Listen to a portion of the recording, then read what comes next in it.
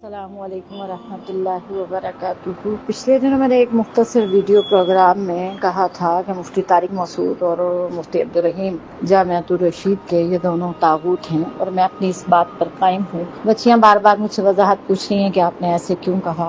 हर बंदे का अमल उसके सोच और उसके अकीदे की दलील होता है। इनका अकीदा ही ठीक नहीं है और ये हमारे लिए यानी सारे जिहाद के रास्ते पे चलने वालों के लिए खवारिज का लफ्ज इस्तेमाल करना शुरू हो गए हैं। हालांकि खवारिज की तारीफ इन्हें अच्छी तरह पता है कि खवारिज किन्हें कहा जाता है। तो हम तो खारजी नहीं हैं, चले हमें खारजी कहते भी रहे तो हमें कोई फर्क नहीं पड़ता। लेकिन जो मुफ्ती तारिक मसूद साहिब ने, साहिब भी कहने को दिल नहीं करता, लेकिन बहरहाल एक दुनिया की तरतीब है, उस तरतीब के मुताबिक दीन के शायर का मजाक उड़ाना शुरू किया हुआ है। और जैसे ये मुसलमान नौजवानों की सोच पर मुसल्लत हो रहे हैं, क्योंकि इंसान हमेशा से आज़ादी पसंद रहा, वो पसंद करता है कि मुझे आज़ाद छोड़ दिया जाए, जो चाहे करूं, जो चाहे पीऊं, जो चाहे खाऊं, जो चाहे पहनूं, जो चाहे मैं करता रहूं और मुझे कोई गिरफ्त ना करे, कोई मेरी नकीर ना करे, कोई मुझ पर पाबंदियां ना लगाए। ये हमेशा से इंसान की फितरत रही है, लेकिन इस्लाम इस फितरत की इजाजत नहीं देता। इस्लाम ने हमें आज़ादी तो दी, लेकिन पहनने, ओढ़ने, खाने पीने, जिंदगी गुजारने में कुछ पाबंदियां लगाई हैं और उन पाबंदियों पर अमल करना ही हमारे लिए खैर का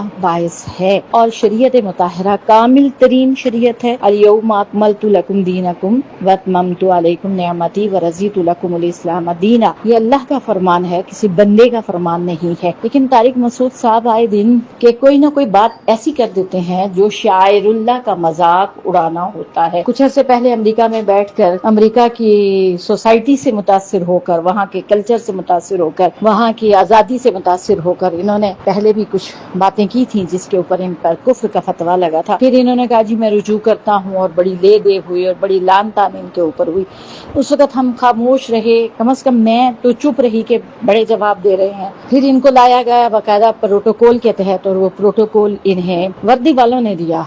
वर्दी वालों के जुलूस में मुफ्ती अब्दुल रहीम साहब जाकर इनको लेकर आए और लाकर इन्हें बाहिफाजत इनके घर तक पहुंचाया, जामियातुर रशीद तक पहुंचाया। मामला रफा दफा हो गया। उसके बाद फिर इन्होंने कोई ना कोई शोशा छोड़ा, फिर उस पे ले दे शुरू हुई। मैं ये समझती हूँ कि ये शख्स आहिस्ता आहिस्ता पंच कर रहा है। पंच ये भी और इनका उस्ताद भी दोनों मुसलमान जहनों को पंच कर रहे हैं, मार मार के देख रहे हैं कितनी हमीयत बाकी है, कितनी गैरत बाकी है शायरुल्लाह के बारे में। ये माने ना माने, लेकिन ये तागूत का आलाकार बने हुए हैं। और शायरुल्लाह में खिलाफत भी है। हमारे खुलाफा जब तक दुनिया में कायम रहे, मुसलमान कभी भी इतने जलील और ख्वार और इतने मजलूम नहीं हुए जब तक दुनिया में खिलाफत किसी न किसी सूरत बाकी रही। और इन्होंने उसी खिलाफत के लिए इंतहाई नाज़ेबा और तौहीन आमेज लफ्ज इस्तेमाल किया और जिस पर हमारा सख्त एहतजाज है। जाहिर सी बात है हम करेंगे भी। हमने सीखा यही है, हमें इस्लाम सिखाता है अल्लाह के शायर का तहफ़्फ़ुज़ करना, दीन के शायर का तहफ़्फ़ुज़ करना। हमारा कोई ऐसा इरादा नहीं है कि हम अपनी ज़ात के लिए उठ के खड़े हों, नहीं, ज़ात के लिए उठ के नहीं खड़े होते, शायरुल्लाह के लिए उठ के खड़े होते हैं, दीन के लिए बोलते हैं, दीन के लिए जिद्दोजहद करते हैं। तो इन्होंने जो खिलाफत के लिए लफ्ज इस्तेमाल किया, मैं उसे अपनी जुबान पर भी नहीं लाना चाहती। अलबत्ता मैं इन्हें ये कहना चाहती हूँ कि 75-78 साल से जो मंजन इस पाकिस्तान में चल रहा है, इस्तेमाल हो रहा है, और हर 5 साल के बाद इस मंजन की वजह से अरबों पैसे बर्बाद होते हैं, ब्लैक मेलिंग होती है और समझ लीजिए कि वोट बिकता है और MNA MP ये बिकते हैं, इनकी बोलियां लगती हैं, इलाकों की बोलियां लगती हैं। उस मंजन ने तो आज तक पाकिस्तान को कुछ नहीं दिया। आज तक इस मंजन की वजह से कोई मुल्क आजाद नहीं हुआ। आज तक इस जमहूरी मंजन की वजह से मुसलमानों को कोई इज्जत नहीं मिली। आज तक इस जमहूरी मंजन की वजह से हम बर्मा के मुसलमानों की मदद नहीं कर सके। आज तक हमने इस मंजन की वजह से कश्मीर आजाद नहीं करवाया। इस मंजन की वजह से मकबूजा कश्मीर को हासिल नहीं कर पाए। इसी मंजन की वजह से हमारे यहाँ कभी भी डैम नहीं बन पाए। इसी मंजन की वजह से हमारे यहाँ लड़कियों की इज्जतें महफूज नहीं है। इसी मंजन की वजह से और بہت کچھ سینٹ میں اور اسمبلی میں ہوتا رہتا ہے اور بل بھی پاس ہوتے رہتے ہیں، لیکن اسی منجن کی وجہ سے کچھ بھی اسلام کا بھلا نہیں ہوتا۔ اسلام کے نام لینے والے جتنے بھی بیٹھے ہیں وہ سارے اس جمہوری منجن کے بیچنے والے ہیں وہاں پر، لیکن وہ آج تک اسلام کی کوئی خاص خدمت نہیں کر سکے جو قابل فخر انداز میں عوام کے سامنے پیش کی جا سکے۔ میرا مفتی طارق مسعود سے سوال یہ ہے کہ تمہارے منجن نے کتنی لڑکیوں کی عزتیں محفوظ کی؟ تمہارے منجن کی وجہ سے کتنے شراب خانے بند ہوئے؟ تمہارے منجن کی وجہ سے کتنے مساج سینٹر بند ہوئے؟ تمہارے منجن کی وجہ سے جو ہے باقی سود کے کتنے کاروبار بند ہوئے؟ تمہارے منجن کی وجہ سے کس مظلوم کی داد رسی کی گئی؟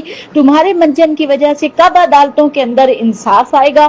تمہارے مظلوم کی وجہ سے کب گستاخان پیغمبر کو، گستاخان دین کو، اللہ کے منکرین کو، ملحدین کو لگام دی جائے گی؟ یہ ممکن ہی نہیں ہے تمہارے منجن میں۔ تو مفتی طارق مسعود جو تم منجن بیچ رہے ہو نا، جن بوٹوں کو، تلووں کو چاٹ چاٹ کے بیچ رہے ہو، شرم کرو، حیا کرو، تھوڑی سی شرم کرو، حیا کرو، اس منجن کو بیچنا بند کر دو، اس منجن کی طرفداری کرنا بند کر دو۔ تمہارا منجن انتہائی بدبودار، انتہائی گندا، انتہائی غلیظ ہے۔ یہ وہ بڑا سا گٹر ہے جس میں تم سارے کے سارے ننگے ہو۔ اس ترکی میں تم جاتے ہو، وہاں کی جگہوں کو جا کے دیکھتے ہو جہاں خلافت رہی اتنا عرصہ، اور اس خلافت کی وجہ سے بہت سارے ملک، یہ 67 ملک اس خلافت کا حصہ تھے، 3 بر اعظموں پر وہ خلافت پھیلی تھی۔ تمہاری منجن نے، تمہارے منجن نے مسلمانوں کو کیا دیا؟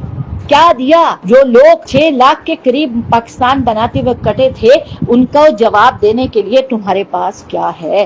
اس لیے اپنی حد میں رہیں۔ آئندہ بھی اگر آپ کوئی ایسی بات کریں گے تو میری طرف سے ضرور جواب آئے گا۔ علماء نہیں دیتے، نہ دیں، میں ان کی ذمہ دار نہیں ہوں، لیکن میں اپنی ذمہ دار ہوں۔ مجھے جس نے جو کہنا ہے کہے، برا بھلا کہنا ہے، گستاخ کہنا ہے، بدتمیز کہنا ہے، اور بھی بہت کچھ کہتے رہتے ہیں آپ لوگ، مجھے اس چیز کی بالکل بھی کوئی پرواہ نہیں ہے۔ السلام علیکم ورحمۃ اللہ وبرکاتہ۔